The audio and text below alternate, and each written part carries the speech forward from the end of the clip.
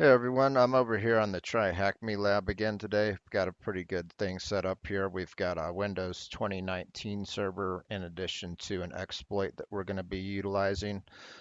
So what we're going to do today is we're going to go ahead and use this exploit that I've got set up. And this is an SMB vulnerability in particular that we're going to use to get an interpreter session set up. In addition to showing a few Active Directory commands that might be helpful in your line of work.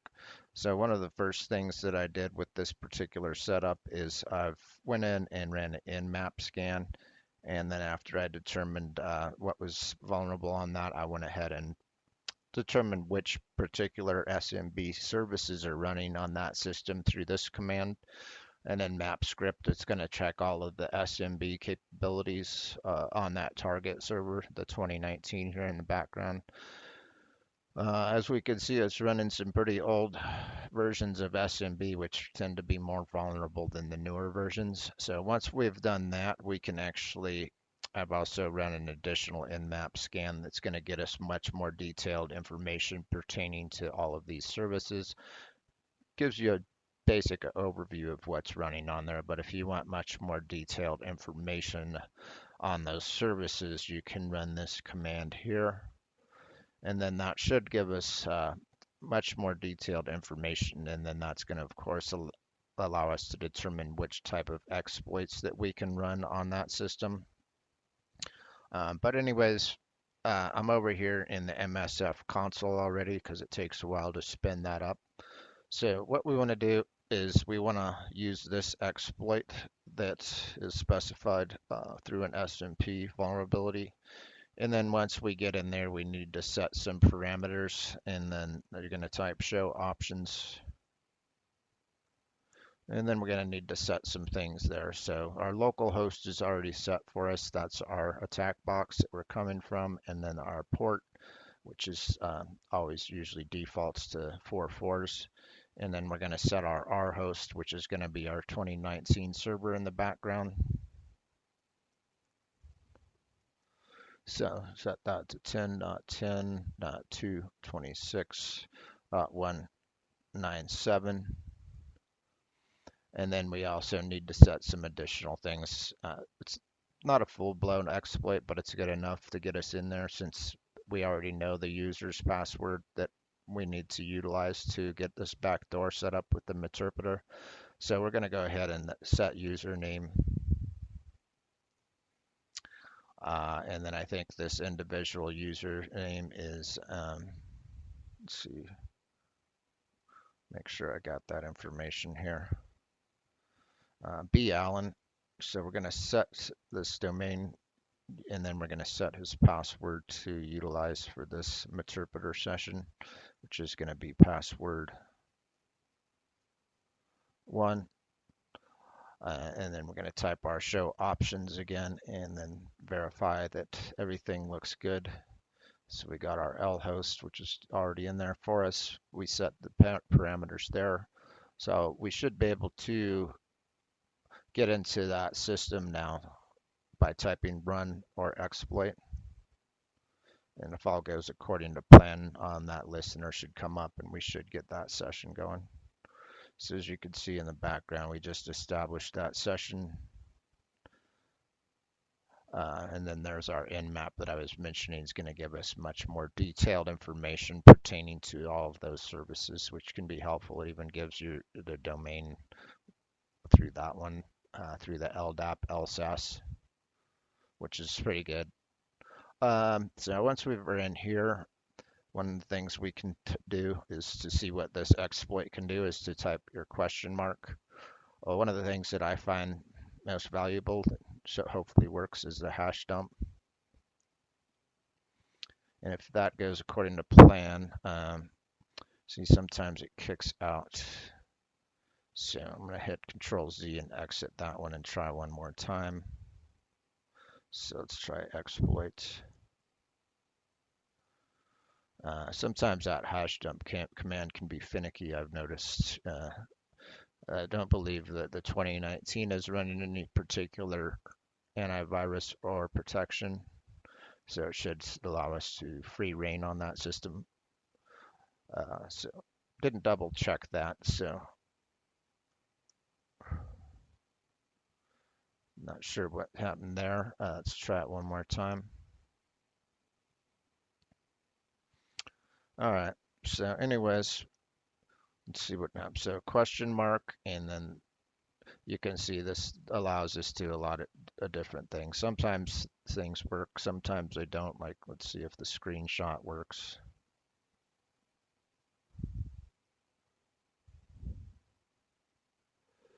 Yeah, that one didn't work. There's other things you can do with the keyloggers, or you can get into different services as well. But a PS command should show us all of the different services that are running on this, or all the different processes, I mean. And as you can see, there's quite a few. So we're going to go ahead and get this established with B. Allen over here. And I'm going to go ahead and RDP into this.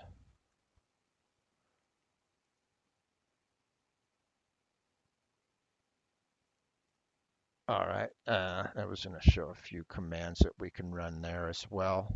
But let's just see if any of these other things work as far as what else we can do there.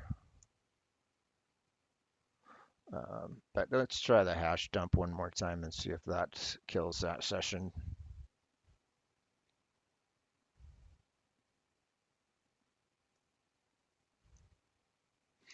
See, like I said, it's kind of weird. So it worked that time. That gives us all of the hashes for all of the users on that system in the NTLM format.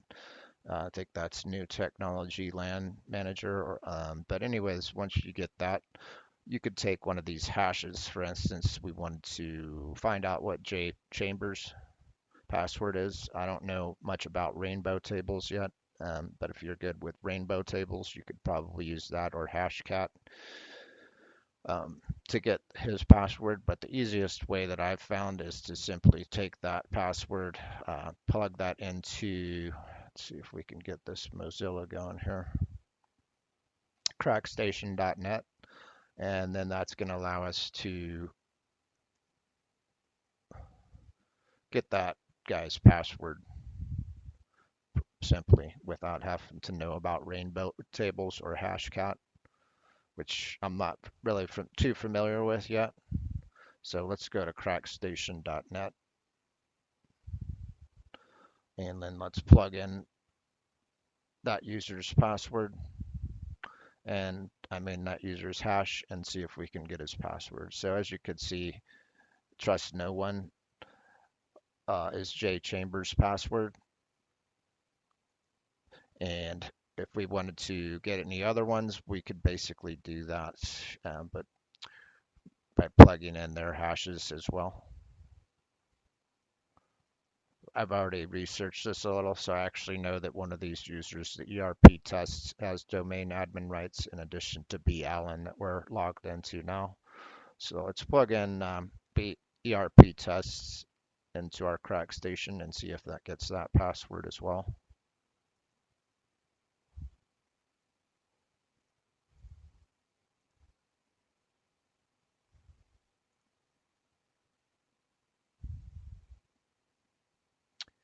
All right, so Dr. Quadruple 5 is his password. So that's pretty helpful, obviously, if you wanted to exploit that account as well. Uh, and then there's quite a few other things that you can do through the interpreter console in addition to establishing a shell command, and then we're in that system. And then we can see who we're in that system as, and full-blown NT authority, which is basically God rights, so to speak, able to do anything. And then some of the other commands that I wanted to just briefly go over that I think might come in handy is some group policy commands. Say we wanted to see all of the rights. You're probably familiar with some group policy commands like the GP results /R, but this particular one is going to get us a lot more detail into B. Allen's rights on this system and in this domain. So basically, you're seeing that he has a lot of security privileges, full blown to basically do anything within this network or this domain. Of course, domain admins, which is one of the most important credentials. Everyone has domain users. Every user in the system has a domain user, so that's going to be standard issue, which doesn't give you many rights. So there's a lot of other things that we can do here, but let me give you a few other commands that we can run to get us some good information from Active Directory standpoint. So let me see if I can pull that up as far as some of the commands that I like to use. For instance, if you wanted to, I think this one works in PowerShell. If you wanted to see which domain you were into, you can just type echo uh, percent logon server and then close that out with a percent. So it doesn't work from there. Let's see if it works from our command line instead.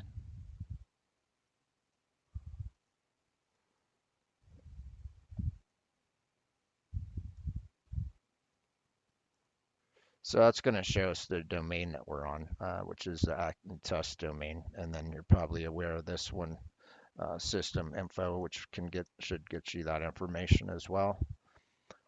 Some other ones that I was going to mention, like if you wanted to get a detailed report that's going to be in a nice, friendly HTML format that you can view on a web page, you can type GP. Let's see if that's working. Looks like our box might have hung up there. Okay. GP result / capital H, and then GP report. Well, I don't know if you need to name it that, but just basically HTML.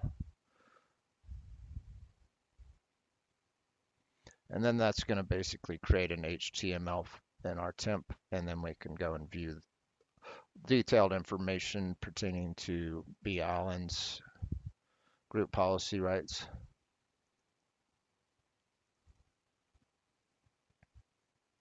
So it might find that one handy as far as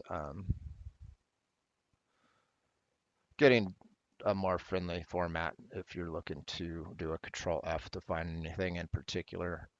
So you can see that that gives us a nice format to view B. Allen's group policy rights and all of the rights he has in that domain.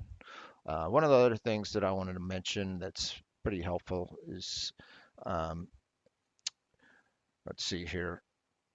Yeah, this command. Say you went in and you did and you're in group policy editor, uh, and you made some changes on a user, or you pushed out a policy to a user, and then you wanted to basically push that out to all the domain controllers in your forest. This is the command that you would want to run in order to push that out to all of the domains. It might take a while to synchronize, but in my experience, in about 30 domain controller environment, is that it'll go through pretty quickly within about 20 minutes. Some of them take a while longer depending on the replication links and how the global catalogs are set up. So basically what you want to do, this is probably take note of this one because this is one of the most powerful commands in this particular video, is you type rep admin and then you type sync all and then you type / capital A DE lowercase p. So say this is obviously a lab environment, but what this command would do is it would push out that policy that you just made to any user's computer or anything else in the environment, to every domain controller in this environment. So as you can see, it's not going to show us anything, but that's one of the most powerful commands in my video. So there's a lot of other things that we can do here. Say you wanted to get information pertaining to B. Allen's rights here.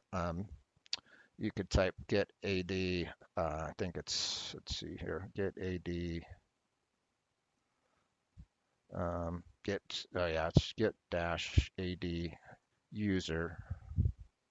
And then we're going to type in B. Allen, which is our user, and then we're going to dash PR. And if you hit your tab, it should prop properties, so it'll auto-populate that. This machine's running a little slow, so